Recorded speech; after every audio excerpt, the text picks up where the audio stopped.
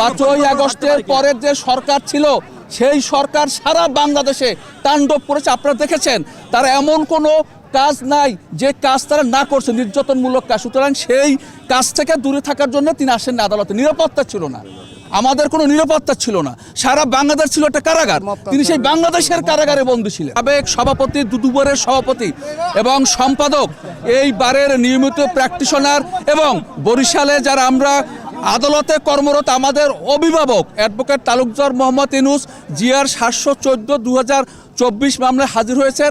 মাননীয় আদালত সার্বিক বিবেচনায় মামলার গুণাগুণ বিশ্লেষণ করে তাকে পুলিশ রিপোর্ট দাখিল না হওয়া পর্যন্ত জামিন মঞ্জুর করেছেন। মারামারির মামলা, এটা মারামারির মামলা ছিল, 7 বছর আগের ঘটনা। আগে হাজির হয়েছে, তাদেরকে আগে জামিন দিয়েছে। আর লার্নেড অ্যাডভোকেট তালুকদার মোহাম্মদ ইউনূস আজকের হাজির হয়েছে, তাকে আজকে জামিন দিয়েছে। উভয় পক্ষের শুনানি গ্রহণ করে আদালত মামলার গুণাগুণ বিবেচনা করে জামিন মঞ্জুর করে।